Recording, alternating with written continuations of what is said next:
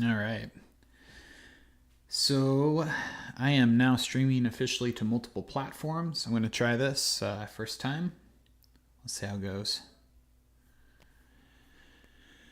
Hey, I thought I'd do a stream today, mostly for content, but also just something in case somebody hops on to watch. Want to chat a little bit, specifically about why Wapiti is focused a lot on coffee.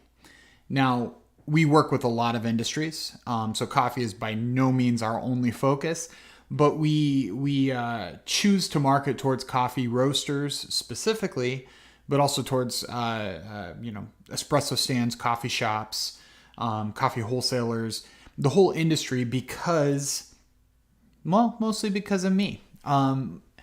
Previously to starting Wapiti, I worked managed a coffee roasting company for many years. Had a business partner in that company, and we grew it from a converted garage to a pretty decent size. Still considered a small business, but one of the bigger coffee shippers as far as direct to consumer coffee that existed at that time.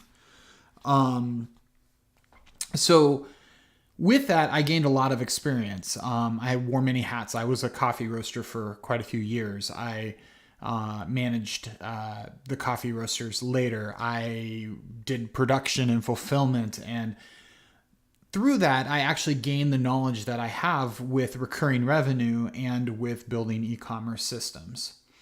So with that, when I started Wapiti, one of the natural grooves to fall into was creating e-commerce for clients. And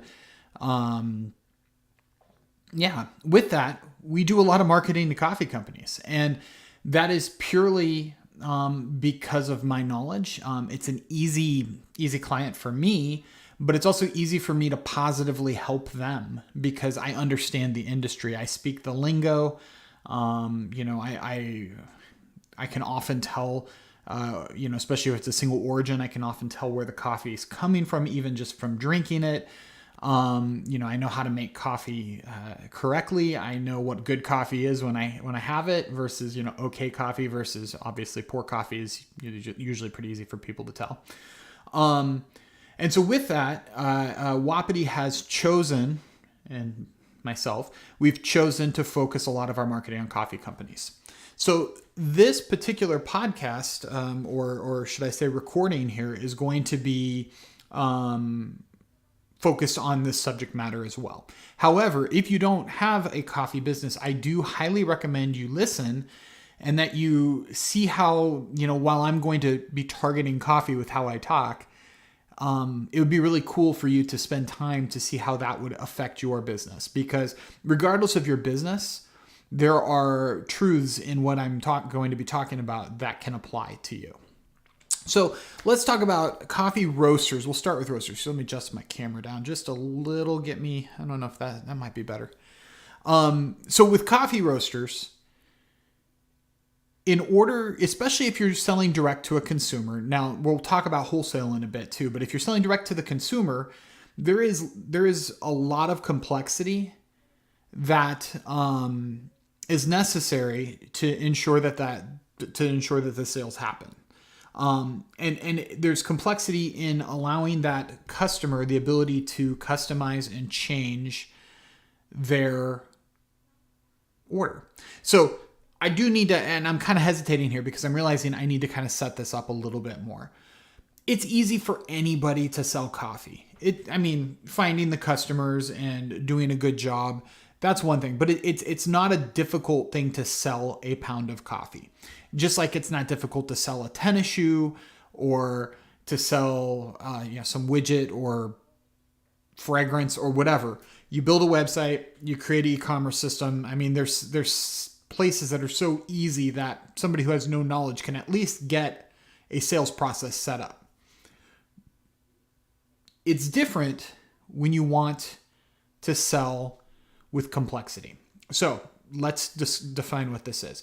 So with coffee roasters and with my former business, one of the things that most coffee roasters are doing now, And back then we were in the minority by far. We were one of the pioneers of the coffee subscription service.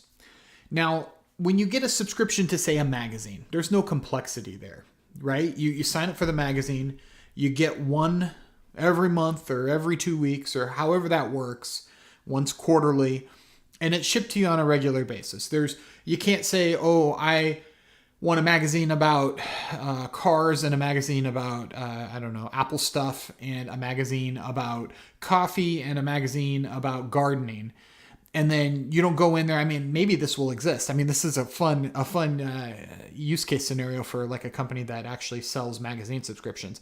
But as it stands now, you're getting a magazine. You're not getting multiple types, and you're not going to want to switch it out. And, you're not getting a pocket-sized magazine and a, coffee table-sized magazine. And so with that, magazine subscriptions are easy. And a lot of subscriptions like that are easy. The problem is there's a lot of products out there that would actually do well on subscription, but they need complexity. So coming back to the coffee roasting, my business and a lot of my clients now, they sell a box, right? So you're buying a box. Sounds really unromantic, but it's the truth of the matter, because inside that box is any configuration of coffee. So we'll take one of my clients, for example. I'm not going to mention who they are, but I'll use them as a reference point just for this example. They have a coffee box, and inside of that, there's 4 bags. Those 4 bags can be any one of their coffees that you want. Individually, you have to pay different prices for the coffees. They've chosen that if you buy this box, there is a singular price for that. So you can actually save on some of the more expensive coffees if you subscribe. So this box has these 4 bags of coffee. They have, let's say roughly 25 different types of coffee. So let's say the consumer comes to the website. So your customer, let's say you have a coffee company. Your customer comes to your website, signs up for this box. And let's say they get a bag of Papua New Guinea, a bag of Colombia. Let's get an African in there, an Ethiopian, and let's say a Hawaiian, right? We got 4 different areas here.